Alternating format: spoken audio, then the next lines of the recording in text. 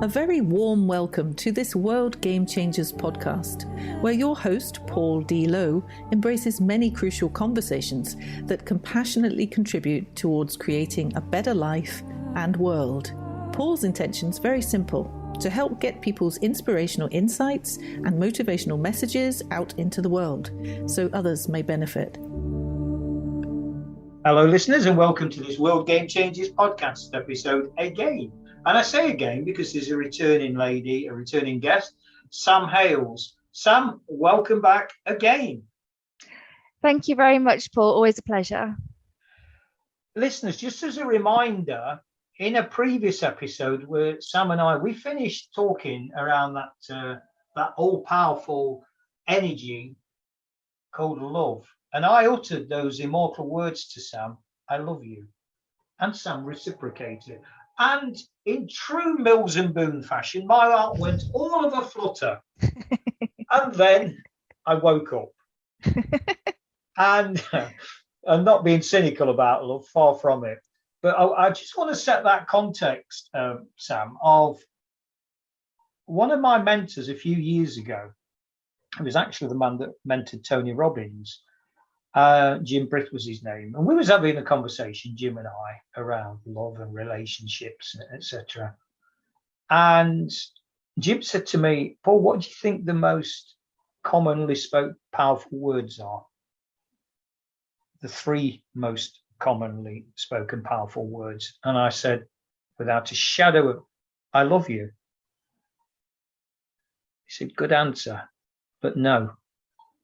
And like all good mentors, he anchored it in and he left me to stew for what seemed like a lifetime. It was probably only about a minute, but it seemed like 20 years because I wanted the answer. My ego wanted the answer.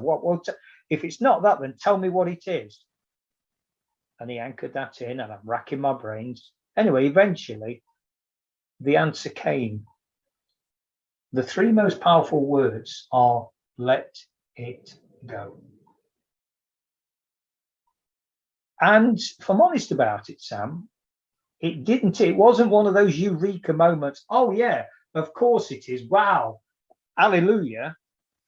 It took me some time before I actually realized the immense power of those three words, let it go. Any thoughts around that, Sam, generally, or in the context of your cancer? So powerful. Yeah, hugely. I think most of us, as I spoke about before, most of us go through huge traumatic events in our younger lives, which we carry around with us. And if it's not addressed, then it definitely shows itself in physical form, like I believe mine did in cancer, certainly in other ways also. And there gets to a point that when you come to deal with that your traumas and your hurts, there comes a point where you literally do have to let it go, because otherwise it's just going to keep growing. You can deal with something and deal with it and keep dealing with it, but at some point you have to say, you know what, enough's enough. We do tend to punish ourselves a lot. For some reason, especially as mums, are guilty of making ourselves feel guilty for the silliest of things. And sometimes we have to just let it go and we have to say, it's out of my control. There's nothing I can do about it. Do you know what? See you later. Just let it go. We can't hold on to past traumas. We can't hold on to our hurts because we've got a whole future ahead of us. And if we don't let it go, it's just going to keep affecting us. It's going to keep coming up. It's going to keep presenting itself in the forefront of our mind physically. If there are certain issues like relationships that we're not addressing, then the issue is just going to keep coming back around. We're going to keep seeing the same people, not necessarily the same people, but people with the same issues coming before us that it's life's way of saying, come on, you're not dealing with this problem. Hello, now is the time. You've got to let it go. Deal with it, let it go. Otherwise, every decade or every whenever, it's going to keep coming back around, and you don't have the energy for that. Nobody does. We've got new goals. We have new experiences to have. We have new lessons to learn in life. So get it done, accept it, deal with it, and just let it go the best way that you can. I want to focus in, Sam, on this has been an amazing 4 episodes, where I've said previously we've been all over the place with this, in my humble opinion, and I mean that in the most respectful way, because that shows the diversity. We've spoken about love, and some might say the polarization of something life-threatening like cancer, the light, the dark, and obviously, you sort of said it's a blessing in disguise. Has cancer been influential, or to what degree? Let me rephrase that, Sam. To what degree has your kind of experience with cancer been influential in terms of you finding your dharma, your life purpose? You're into health and fitness in a big way. It's your business. Tell us about that transition and seed us in a little bit more about your business, if you will. So from diagnosis, I spoke about briefly before about having to change my whole lifestyle, which I think everybody should address. But what I permitted myself to do was to take some time to find out who I really was.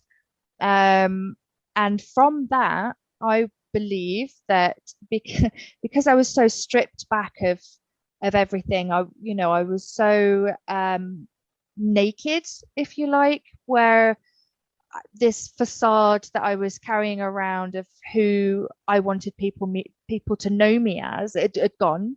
I was literally stripped back there to the very, very essence of who I was, and I had to accept that, for starters. But there was also a very spiritual element that came in as well, where I was being guided towards finding my soul purpose. I was also asking, I think I was subconsciously asking, like, okay, I'm at this pinnacle point in my life. Where do I go from here? What's my soul purpose? I'm clearly not happy in where I was, what I was doing. I thought I was, but I wasn't. Where do I go from here? And through the process of trial and error and trialing lots of other different businesses and finding and speaking to other different people, what I found in myself is I love learning about other people. I love learning different ways to heal ourselves. I love learning that there are many people out there that are aware of what they're going through. They're not happy within themselves. They've been through quite traumatic events. And they're now looking for alternative ways to heal themselves. So learning that I'm loving bringing people together as well for the purpose of healing, for the purpose of raising the vibration of the planet. Oh, it just makes my heart sing. It just makes my soul sing. If I can introduce, let's say a sound healer to somebody that's never even heard of sound healing before, has never understand the benefits of vibrational frequency matching, and then they go and have that experience and they come out with this, wow, I think I've found my new go-to if I'm having a bad day.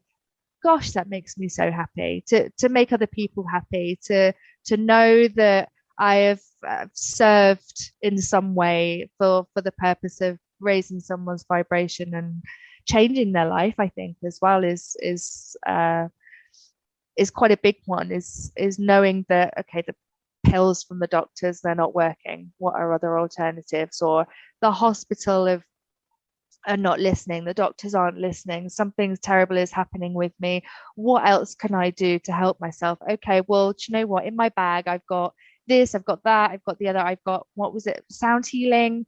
kinesiology is something that one of our local guys is currently working with for the purpose of healing. It's just absolutely incredible. There are also shamans. There's so many shamans out there that are accessing past lives for the purpose of healing in this life, to heal all those past lives, so that then this soul can finally ascend to their next soul purpose. That is so significant, so significant, because we're all here for a reason. We're all here for a purpose. And if I can find that lost soul and introduce them to someone that can help them on their journey, guide them towards ascension, then that just makes me sing. That makes me so happy. It's quite selfish, but in a selfless way as well. If I can make somebody happy in that way, and help somebody else on their journey, that's a big one for me. So cancer was definitely a blessing in disguise, because now I truly believe that I am on the right path, the path that I was meant to be on. In fact, I'll tell you something very, very quickly. I was actually on this path 3 years ago, because I was directed, I was guided to this path. But then it all grew so big for me. It became quite intimidating. I wasn't prepared for what I was stepping into. So I pulled away. But then I've been guided on other little journeys to mentally prepare me, to give me the lessons that I needed to learn, to then step back onto this journey of introducing people to helping people get their names out, because the people that I'm working with are light workers, for the purpose of, I don't know if there's any other way to say it, for healing, for literally making people happy. And what other job is there like in the world that could make people happy like that? It's just incredible to me. It makes me happy. So yeah. Wow. Okay. So imagine, Sam, if you will, in decades to come, far away in time, whatever this concept, this man-made concept called time is, whatever that's supposed to be. I want to plant this kind of scenario that when you come to leave this particular phase, this physical incarnation, what some people might call death, donkey's years in the future, hopefully, and you take those last few breaths and you look back on your life of, whatever span of time it was, what was it all about, Sam? What do you in 30 seconds, I want to really kind of tie you in again, 30 seconds, because I'm led to believe when we do take our last breaths, they don't go on for hours. I don't know. I don't intend finding out either. What will that be, Sam, for you? What is your? We talk about Dharma, we talk about soul purpose. What is it for you? Being in service to others for the purpose of helping them along their journey. In a nutshell. Yeah, I love that, because that's very parallel to the World Game Changers purpose of helping humanity to love life more. There's Absolutely. A very strong parallel there, isn't there? Yeah, I completely agree. Yeah. Okay, so we're coming towards the end. The format now makes it sound like it's contrived and systematic. I certainly hope these podcast dancers listeners don't come across as contrived and systematic. But having said that, Sam, share your contact details with us, if you will.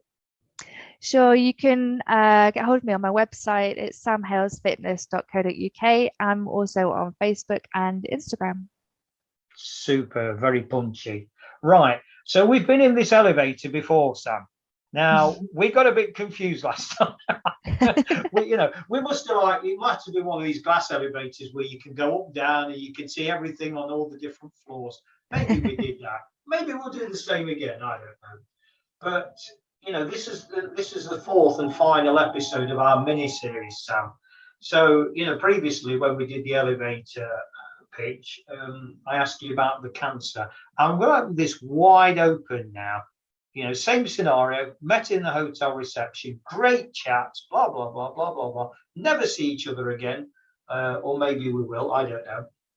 But hypothetically, Sam, you've absolutely fascinated me with our conversations, because we've spoke about, life-threatening cancer, we've spoke about vulnerability, we've spoke about Dharma, we've spoke about love. But you know what, Sam? I know the world is so gripped by fear. Just give me something to take away, girl, will you? Give me something to take away that I can be, and I can spread that message. What would that message be, Sam? Throughout every negative experience, there is always a deep lesson to learn, and you have to look inside yourself to find that lesson so that you can make a big change. Very poignant, listeners, and what a beautiful note to end on. Sam, thank you so much. Very welcome. Thank you for having me. And listeners, I'm going to sign off on that note by saying, as I always do, remember, the world's changing. How will you respond?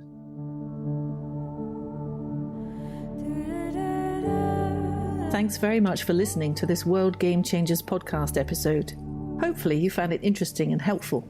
Drop a line to paul@worldgamechangers.org with any thoughts or questions you may have, and he'll be more than happy to respond. Remember, the world is changing. How will you respond?